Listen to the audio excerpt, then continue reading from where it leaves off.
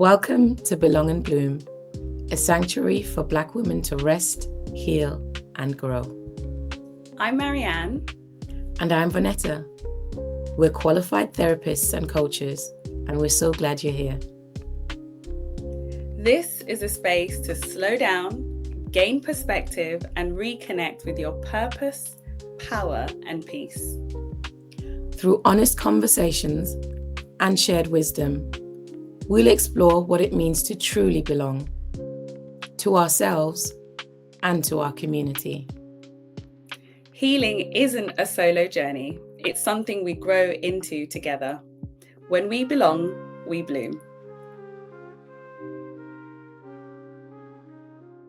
Today, we are really excited to be exploring the many roles in which we hold in life and recognizing the weight of those roles. And just taking a moment to be able to evaluate which roles are life-giving, which roles are enriching and fulfilling, and actually which roles do we have in our lives where we might need to pause and reassess or reevaluate. It's almost like saying, let's take an audit of the different relationships, the different roles and responsibilities we have, so we can make sure we are living our best lives, our healthy lives, and ensuring that we can center our needs in the middle of all of that.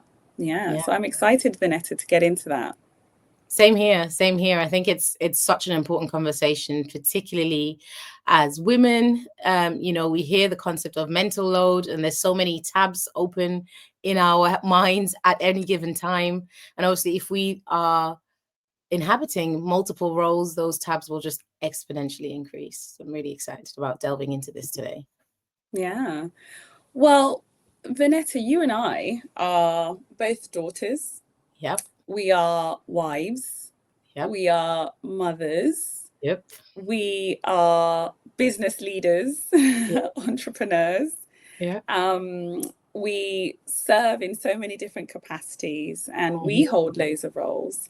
And I'm just thinking, for you, Vanetta, is there a role that you're finding that is currently front and center for you, that's taking up maybe, let's say, that the main share or load of your time, of your emotions? Which role would you say that is? I think that's a really good question, because as you're saying, as we're doing an audit, so that's a really good question to start the audit with. What's the role that seems to require most of our attention in this season? And I think naturally it would be the role of being a mum, particularly because our young ones are still so young.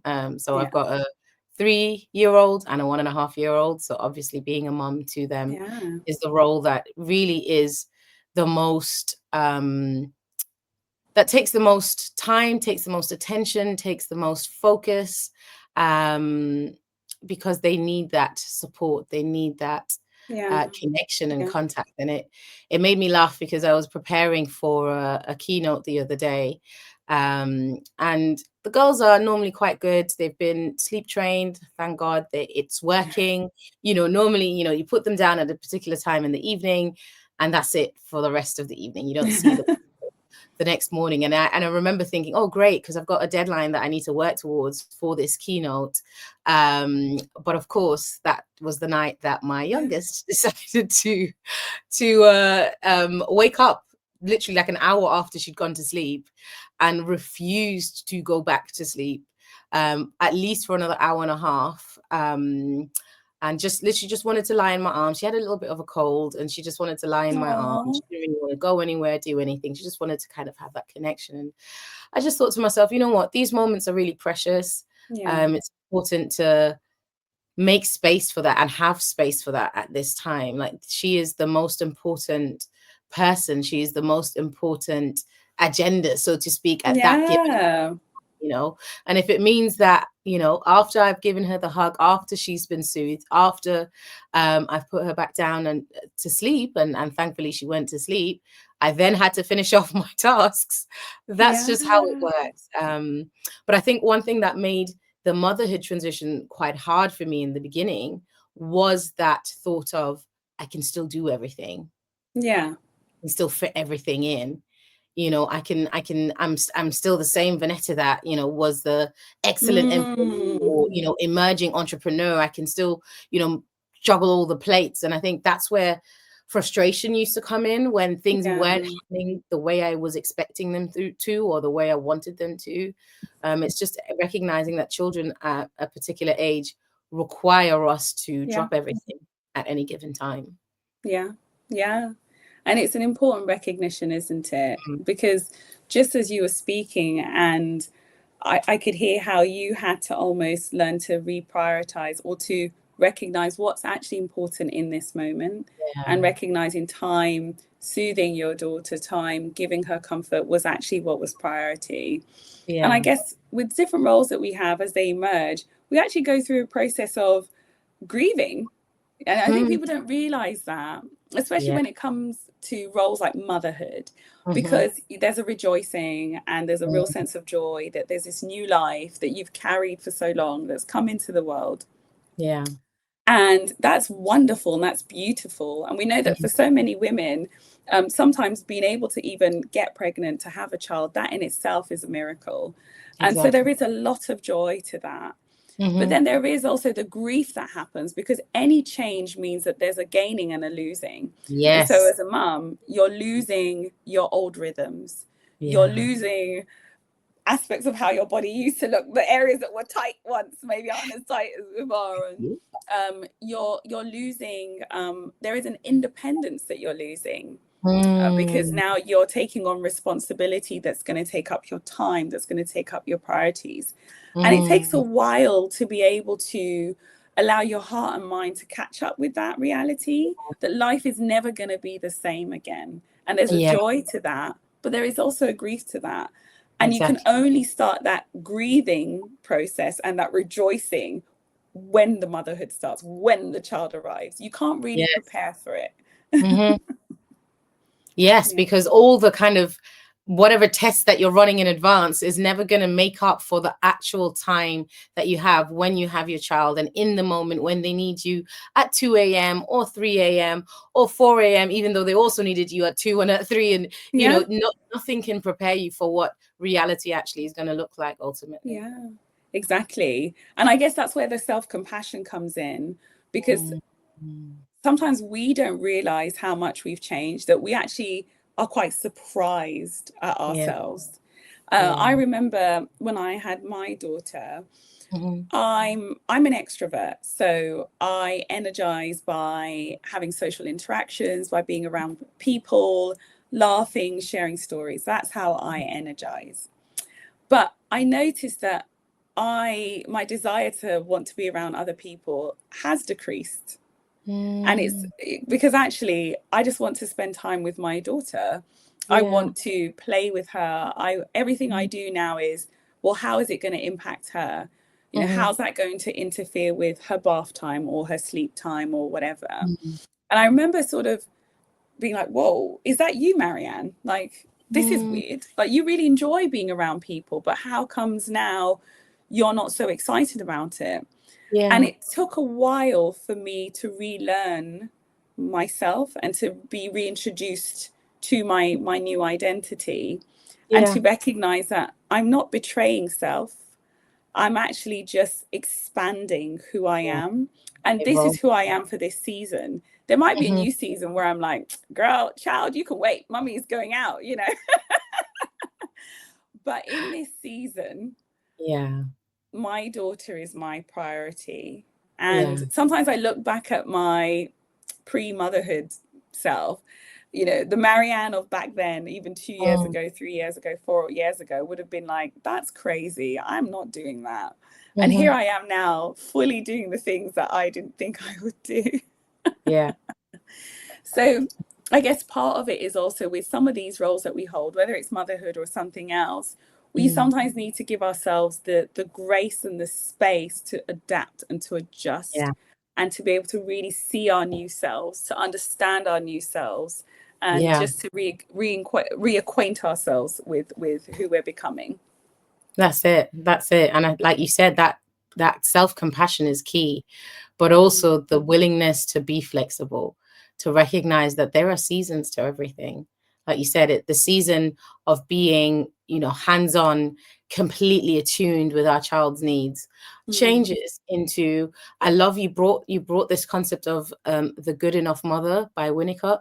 And I remember reading about it and thinking, okay, I hear this, I see this. Is that understanding that a season changes from being highly attuned, highly focused on the needs of our children, to gradually, in small and manageable steps, allowing our children to adapt to the reality of independence and the reality of, it's this, by Winnicott, it's described as failing, as a mother failing to meet those child's needs. So for example, if our child starts crying, rather than immediately rushing to them, giving it the 30 seconds, then maybe the minute, then maybe the 2 minutes, like depending on the age and depending on what their needs are and how their development is going, actually intentionally putting, I guess, to a certain extent, distance in place for our children to learn independence.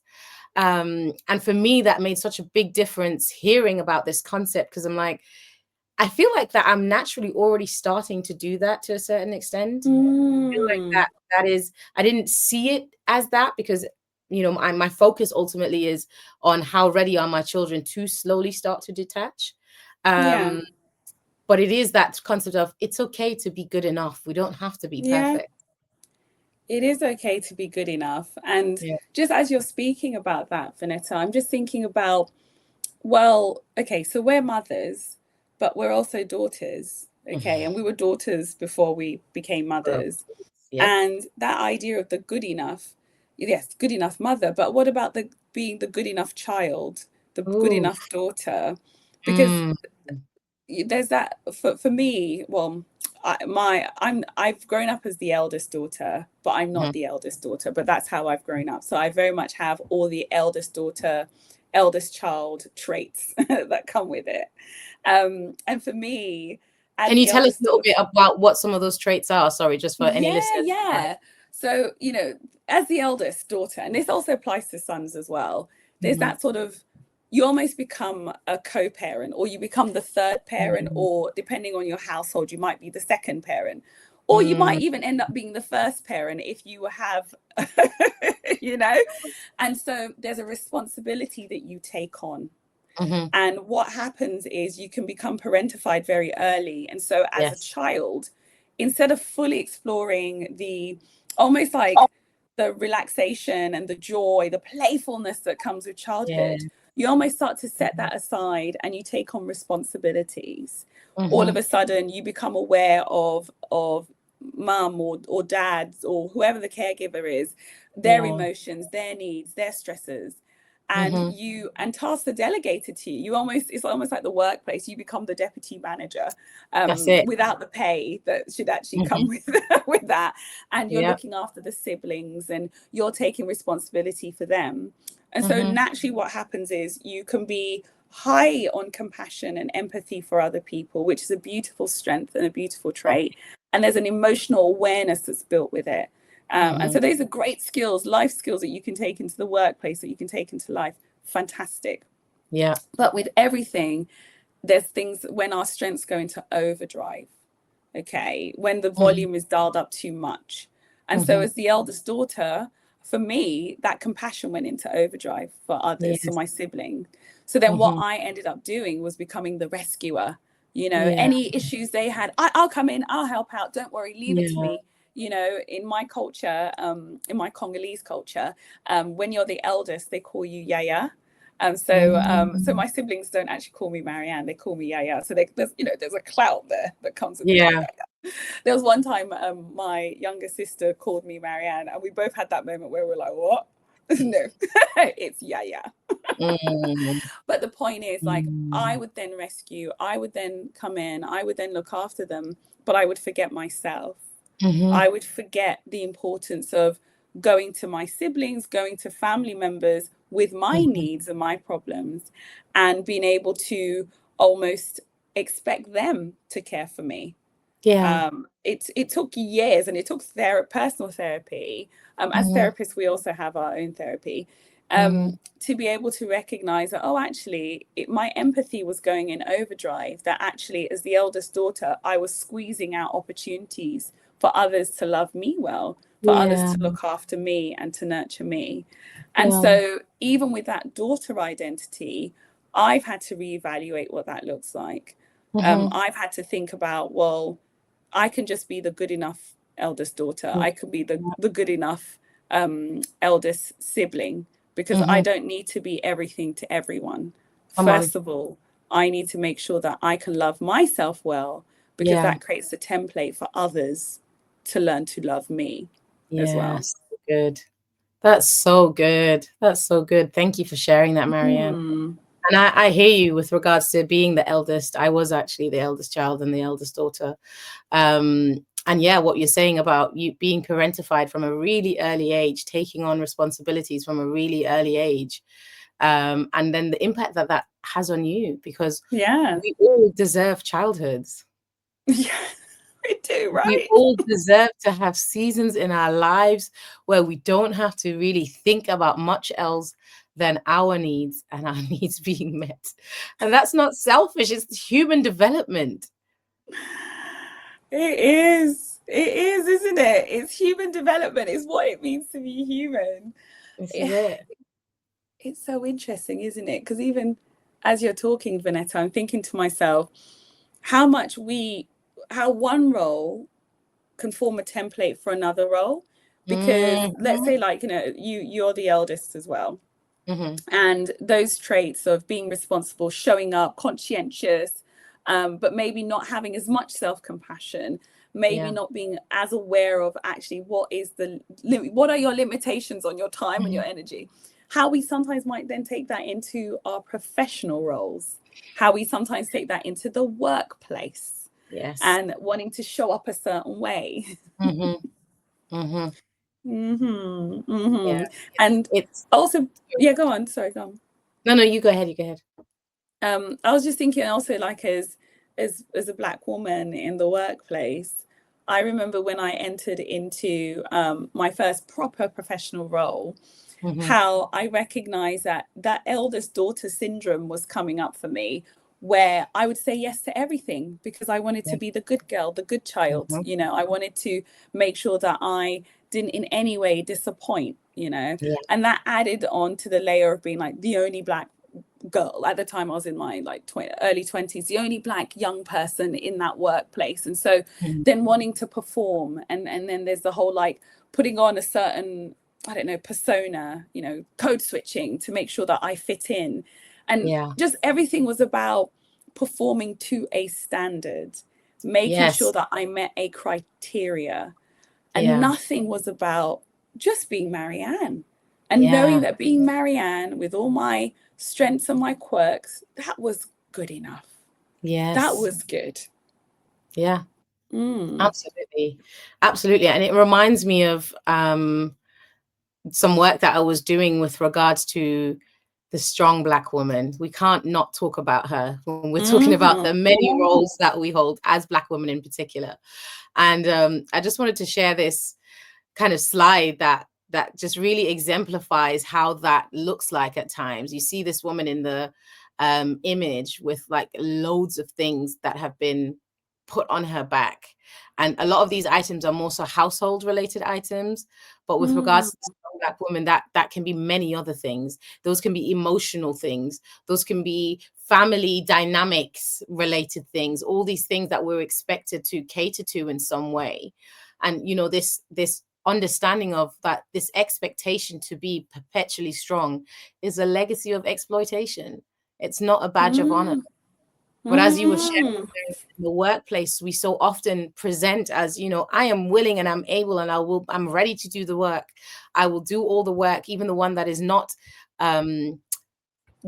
essential to my job, even the one that is not desirable. I will go above and beyond because that's how we've been raised. That's how we've been socialized. And that is kind of that legacy of exploitation, where the expectation is, particularly the Black woman, that the Black woman goes and lays her life down for everybody else. Yeah. And that's interesting, isn't it? Because if we're just from what you've just shared there, Vanetta, I'm thinking about how how we then learn from our parents and our caregivers, from our mums as well, because they have their own roles that they are playing, right? And so then usually what happens for us, especially as daughters, we look to mums. We look to mums as the template of how to be and how to exist. And if we're seeing that they're having to do the most, they're overworking, they're overstretched, they're giving so much of themselves, they're pouring out, then we take that on. We almost like we ingest that, Exactly. and then we take that as part of our identity. And I'm sure similar to you, like for me, I'm sort of, was it first generation or second generation, whatever you call it. My family and I, we came to the UK together when I was really young. And so for my mum, she would have been adjusting to a whole new culture. She would have been adjusting to life as a young woman here in the UK. And she would have had to maybe overcompensate in certain areas. She would have had to do her own form of code switching and all that stuff. And I would have been witnessing that. And I would have been taking that on as the way to exist, the way to be. And that would have been normal for me. And so recognizing that the ways in which we show up isn't based on the decisions we make in the present only. It's actually based on things that we have learnt, things that we've ingested, things that we've absorbed from those around us, the culture, the systems that we're in. And that's where we need that self-awareness to recognize how we got here. So that way we can choose, how do I want to continue from here? What do I want to take with me? And what do I need to let go of? It's like having a rucksack and you're like, wow, this is getting a little bit heavy here. Let me just take a look at what's inside there. Oh, I don't need that. Who put that in there? I didn't give permission for that. And so it's important that we have those moments to just pause, to reflect, and to do an audit. That's it. And I think what's really important to highlight as well, because I see that working with clients, so many of them Black women who are, the center of their families, the center of their communities, because they're the ones who consistently show up, that there's this compassion towards the previous generation as well. I think I recognize with my clients and even with myself that we find it hard. We're not trying to point the finger at our parents. They tried. They tried. But we can still hold the truth that, okay, whatever was put into that backpack of ours wasn't right or wasn't enough. And so us holding those two truths where we are appreciative and grateful and respectful of those who came before us, while also recognizing there was something lacking there. There was something off there. And therefore now it is my desire to bring changes for the future, and especially for us as mothers and also as girl mums as well. I'm very aware of what I'm passing on to my girl. I don't want them to have the same, because that's where we then tap into people pleasing, and I know we'll talk about that in another episode, but that's where we then transfer these limiting beliefs when we're not aware, or when we're not holding our roles with the right boundaries. It reminds me of a quote that I read on LinkedIn, and I'm gonna have to put it in the show notes, but I think the lady's called Jing Lee, and she said something about the fact that daughters seldomly inherit power from their mothers. They inherit what their mothers tolerated. Oh wow. And I read it and I just thought, what? That's really deep. What? But yeah, it is, because for so long, the generations before us were in survival mode. You spoke about immigrants into the UK. My parents were first generation immigrants to Germany. So again, getting used to a system that doesn't even speak the same language, let alone have the same values and beliefs and all of those kind of things. Like, yes, we often see the code switch. We don't see the power. And that's not on them, because they had to deal with the systems that they were confronted with. But now with us, when we have access to our power, to our authority, what are the decisions that we are making to pass on power, not just tolerance of things that happened around us? That is so interesting, isn't it? Oh wow, I'm just reflecting on what you're saying, and it what's coming to mind for me is it's really the importance of learning to slow down and to be present in your reality. Because how are you going to make those changes and those shifts in your life if you're not actually slowing down to evaluate, to be aware, to see what's happening around you, to see how the different roles that you are playing, that you are taking on, the effect that they're having on you, and the impact that they're also having on others.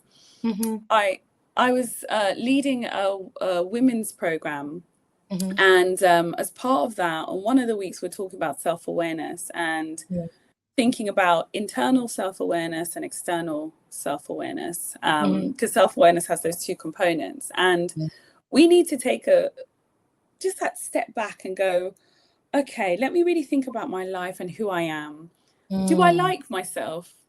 What aspects of who I am do I really enjoy? What aspects of who I am I satisfied with? And then let me think about the people that I interact with. How are they experiencing me in these different roles? How are my parents or my cousins, my family members, my siblings, how are they experiencing me? Am I happy with the Marianne that they are experiencing? What's going on there? What changes are needed? When I think about my professional work and my colleagues and the people in my network, how are they experiencing me? Am I happy with that? But you need the time to be able to give yourself permission to slow down and to think and to feel. But oftentimes, Vanetta, as you would know from our work as therapists and coaches, as human beings are really scared to hear our feelings, to feel our feelings, to notice them, and to really listen to our thoughts and maybe even question them. We're scared about the truth and being vulnerable, not just to other people, but being vulnerable to ourselves and honest with what's going on. And so we run away from that. We make ourselves really busy. We come up with excuses and we just keep it moving. Yeah. And so, I hear you on that, Marianne, and thinking about, again, my clients as well. It's, providing that with them with the space to stop, to be seen, to be held, and to reassure them that they are enough, not just because of what they're producing, but just as who they are. Yeah, that's so important. That's the power of therapy, isn't it? Yes. That's the power of therapy. I always say to people, especially people who haven't had therapy and who haven't just been able to be exposed to that therapeutic environment, therapy is quality time with yourself. Ooh, yes. That's what therapy is. It's quality time with yourself. And the therapist that is almost a compassionate witness, they're helping you to hold that mirror up. So the therapist is almost, they're there to hold the mirror. So you can really see yourself. And you can hear yourself. And what therapy does is it creates boundary time, ring fence time, so you can just slow down the pace. Yeah. And you can hear like almost the theme tune or the soundtrack to your life right now. Are you experiencing heavy metal when you're actually wanting to hear classical music? And if that's the case, let's make an adjustment, Yes. And so for anyone who hasn't been to therapy, I would just lovingly encourage you to consider it, to consider just whether it's a few sessions or it's long term, just having that moment to slow down and to evaluate the different roles that you are taking up, the responsibilities that you have, and to recognize what's energizing me in this season, what's fulfilling and life-giving, and what's actually draining, and where do I need to put those boundaries in place or make those adjustments. And that's what the power of therapy, especially when you find the right therapist, that's what therapy can do. That's it. Powerful. I love that. I'm mindful that there's so many roles that we can take up. We've not even touched on another really significant role, which is as wife or a spouse, as partner to someone. That takes up a huge chunk of our lives as well, as it should. Yeah. Yeah, so Yeah. true. It reminds me, like all these roles, Vanessa, it reminds me of those Russian dolls. It's like each role is interconnected with the other role. There's all these layers. They're all part of, you it's not like you can segment the roles and the roles Mm-hmm. don't touch. They're all interconnected and they're all Yes. intertwined. And that Mm-hmm. role as wife, as a Mm-hmm. partner, it is it's all consuming, isn't it? And the work that I do is I specialize in working with couples and Yeah. relationships as well, marriages and relationships overall. And one thing I always say to a couple, especially being a Christian, I always say your marriage is your mission field. That is Mm-hmm. your first priority, Yeah. because there is no other human relationship where two people come together and they Mm-hmm. say, can you gather round, please, and witness this? We are Mm-hmm. about to make a vow to each other. We are Yeah. about to be recognized as one, and we're entering into a covenant union Wow. before people hear sort of that, that laterally, but Mm-hmm. also vertically, where we want the Lord to witness this union and to Yeah. recognize us as one. So if you're Yeah. going to go to all the lengths to do that, you've got to take it seriously. It has Yes. to be a priority. Otherwise, why get married? Why go and Exactly. spend all that money? Why have the ceremony? Why have Yeah. the party? So it is an important union. It is an important identity. Yeah. But I recognize it can also be a difficult identity, because you're having to share space with someone else with their Yeah. own backgrounds, with their own values, with their own needs and perspectives. And you're Mm-hmm. having to find ways to somehow fit in together.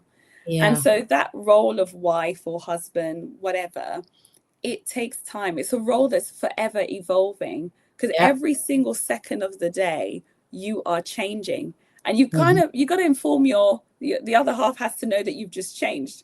And so that communication becomes so important and that Yes. reflection as well becomes important. Yeah. Mm. Absolutely. And it again ties in with actually you making time to slow down and be self-aware and understand the change that's happened for you so that you can communicate it to someone else. Because often Yes. I think, change happens and it can happen so deeply, but also so quickly. And then, our spouse is encountering a new version of us and is wondering why the same communication that worked yesterday isn't working today. And we're thinking, Yes. why can't they understand us? When it's You need to like, read well, my mind. so That yeah. is so true. And what happens, especially with couples, when they then have a child, that's Ooh, where you start seeing these dynamics emerging even more, because mm, all of a sudden, the things that worked before, they ain't working right now. So, yeah. for example, um, if let's say for the woman, you've just had a child, your body is adjusting, figuring out, etc. And then if your partner's wanting, he might be used to like having a hug or a kiss or something, and you're like, no, no, I don't have the Yeah. energy, I don't have the time right now, I don't feel like myself. And so part of it is recognizing that as we take on different roles, the marriage is going to be impacted. And one thing I always say to couples is spending quality time together, intentional time, where you have Mm-hmm, those regular check-ins. What are you mm-hmm, excited about? What are you worried about and anxious about? mm-hmm. What are you needing? What do you need from me right now? What are the ways that I can love you well in the way that you're Mm-hmm. needing for this season? Yes. How have you changed? What do I need to know about in terms of your change journey? What do I need to be aware of? And these are important conversations to have regularly within a relationship, because it Yeah. allows you to ensure that you are honoring the people that you are and the people that you're becoming. That's it. That's it. So again, Mm. that self-awareness, making space for quality time with you, as Marianne has said, but also quality time with your significant other, and that quality time with your children as well, if you do have children. So in all Mm. these dynamics, in all these spaces, and even quality time with parents potentially and siblings, depending on how that works out for you, all these relationships require space, require Mm.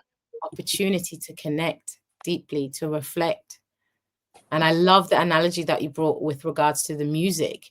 Like if you're trying to play, Brahms lullabies in your life, and instead you're hearing death metal tunes, now is the time to take a pause and see, okay, how can I change this? Do I need to reach out to a therapist? Do I need to reach out to a coach to adjust the tune in my life? Yeah, that's so true. And I guess with what you've just said there, Vanessa, and that important reflection as well, is you need self-compassion, because self-compassion gives you the permission to do this. Yes. Oftentimes we come up with excuses for why we can't pause and slow down, why we can't give ourselves time to reflect or put ourselves first. But we need the self-compassion, because that gives us permission to recognize that we do matter. We are more than the roles that we play. The roles that we hold as daughters, as partners, as professionals, as mothers, whatever, they're important. But those roles wouldn't exist if we didn't exist. And so we need to make sure that we are topped up. We need to make sure that we feel full, so that we can pour out, not from a place of empty, but from a place of abundance. And so self-compassion is so important. And so for anyone who's listening out there, we want you to know that you matter, you count, you're important. Yeah. Okay. And that's important for you to hold. Yeah. Thank you. Thank you, Mariam. I think as we close today, are there any practical tools that we can pass on? I think we've already done the affirmation and the fact that for people to recognize that they matter, and that self-compassion is such a important thing to pursue. I think on a practical level, what does self-compassion look like in action? Yeah. Well, one thing I would recommend is, we spoke about the idea of an audit. So actually doing an audit. So getting a piece of paper or a journal, I say take out your favorite journal. If you don't have one, go and get one. And to start just jotting down the different roles that you hold, all the different titles that you have. Okay, jotting them down. And then just almost having two questions, around how is this role energizing me? And how is this role draining me? Just really simple. Sometimes simplicity is key. Yeah. Because sometimes you might find one role can be energizing and fulfilling, and at the same time, there's aspects that are draining you. And it's important just to have that awareness and that clarity. And then once you know, okay, so with this role, I'm being energized, this role is depleting me, then you can think about, well, what do I want to do about that? What small adjustments or changes might I need to make to ensure that I feel really fulfilled in this role, that I feel really wholesome in this role? So just really simple, journal all the different roles and the titles that you have, and reflect on how much they're energizing you and how much they might be depleting you or draining you. So you can then be informed in order to take action and to make whatever small steps or big changes that you might need to make. Yeah.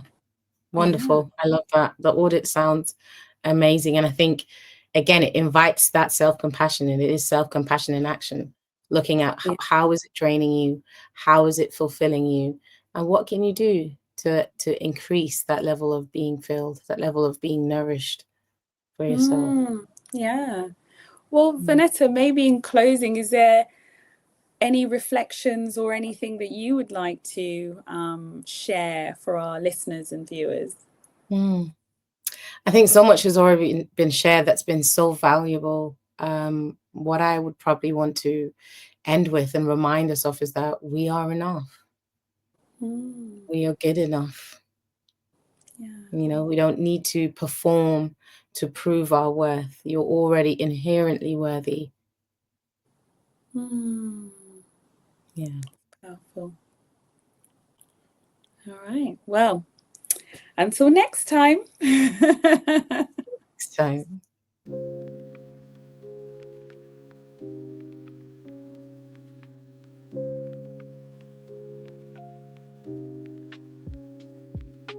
Thank you for spending this time with us here at Belong and Bloom. We hope today's conversation offered you a moment to breathe, reflect, and remember you are not alone on this journey.